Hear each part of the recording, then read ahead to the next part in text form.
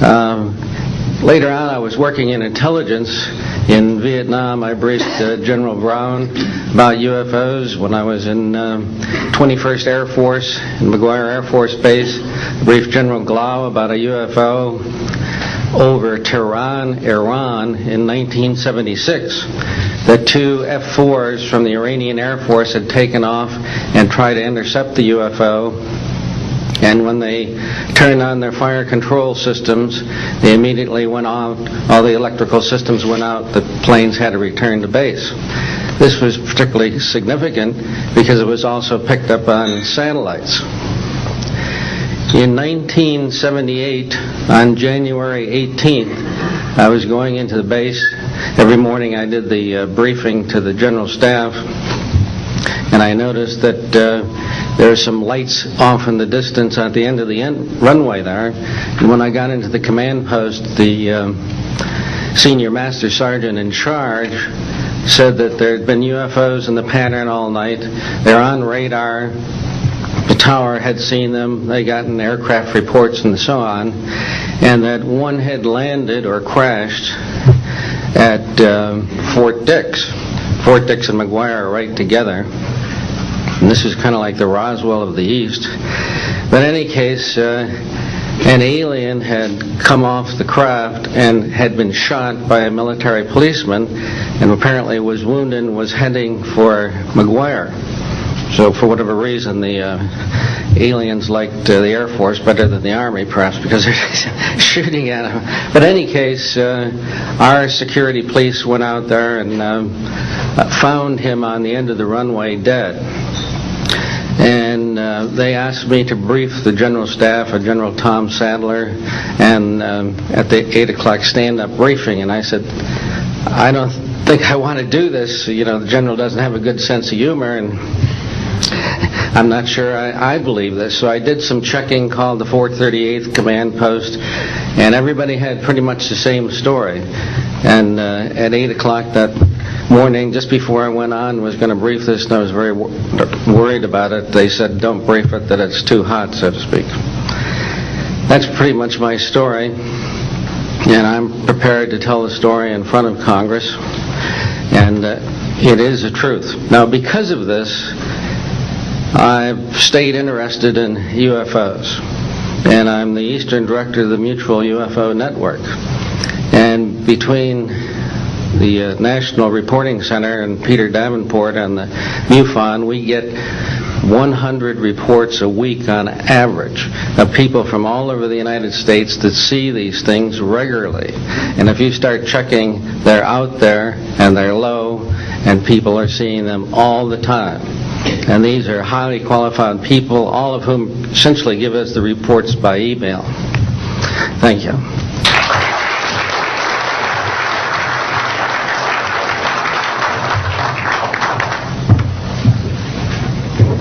Morning, ladies and gentlemen. My name's Clifford Stone. I was a Sergeant First Class, United States Army. I had a secret clearance with nuclear surety.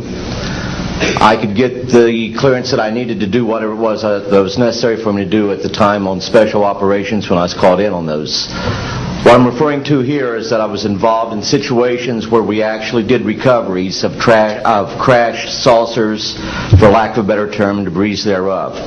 There were bodies that were involved with some of these crashes, also some were alive. While we were doing all this, we were telling the American public there was nothing to it. We were telling the world there was nothing to it. I'd like to go into detail on some of the cases, about the nuts and bolts cases right here, but I will be available if you have any questions concerning my involvement in this. You can talk to Dr. Greer to arrange for me to get to talk to you. But the whole situation is, we've set back, we've told the American people that there's no such thing as UFOs. I've been involved where we have recovered these objects. We know them to be of extraterrestrials. In 1969, I had an event that happened to me while I was stationed at Fort Lee, Virginia. We went to Indiantown Gap, Pennsylvania. That would be my first exposure to any time that we would be recovering an unidentified flying object. When we went there, we already had people that was already in the facility. We were a backup team, which was supposed to be NBC because there was supposed to be some nuclear materials that was on board this craft. Later on, most people involved were to be told that there was nothing on board it. It was nothing more than just a crash of one of our aircraft. I know better because I was one of the people that approached it with a Geiger counter to get surface readings. I was the first person to go ahead and see that there were bodies on it. That would be the first of approximately 12 events. UFO crashes are not events that take place every day. They're rare. I know we're not alone in the universe. I know that the absence of evidence is not evidence of absence. It's evidence that has been denied to the American people.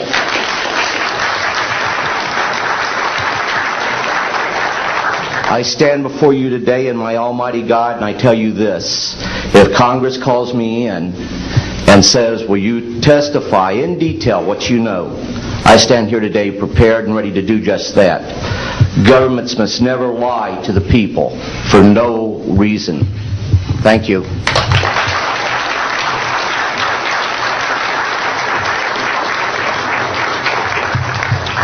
Good morning.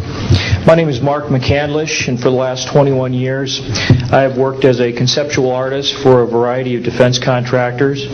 I've been involved in conceptual artwork or the production thereof for Rockwell on the X-30 program, and also on the high-step program. That's spelled HYSTP, means Hypersonic Testbed Program.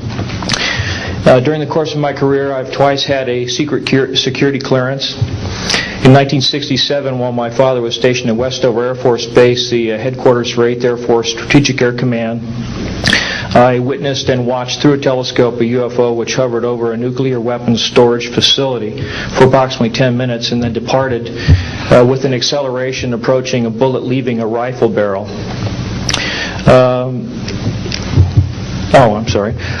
In 1988, in November, a college buddy of mine, an associate by the name of Brad Sorensen, informed me that he had personally witnessed 3 flying saucers at a very large hangar at Norton Air Force Base during the course of an air show that was held on Saturday, November 12, 1988. I subsequently called my congressman from that district. I called his office. This was Congressman George E. Brown, Jr., who at the time was the chairman of the Congressional Committee on Space Science and Advanced Technology. I naturally assumed that since this presentation that Brad talked about was for top military brass and certain congressional individuals, that his office must have coordinated this with the local Air Force Office of Public Affairs. A male staff member in Congressman Brown's office not only confirmed the exhibit, but the fact that there were 3 discs at that exhibit. These discs were hovering off the floor without any visible means of support. They were referred to as alien reproduction vehicles, also nicknamed the flux liner because they used high voltage electricity. Let's see. To keep things short, this is a diagram that I made based on a sketch that Brad Sorensen did for me in rough form shortly after he had his sighting, and subsequently cleaned that drawing up and made it much more accurate. And that's the drawing that Dr. Greer is holding there now. Later on, I obtained photographs that were taken in 1967 by a military pilot, Harvey Williams, flying a C-47 for the Air Force at 12,000 feet, approximately 25 miles southwest of Provo, Utah. This particular vehicle matches the so-called ARV in all proportions and respects in terms of the detail of the shape of the craft. And this was photographed, as I say, in June or July of June of 1967.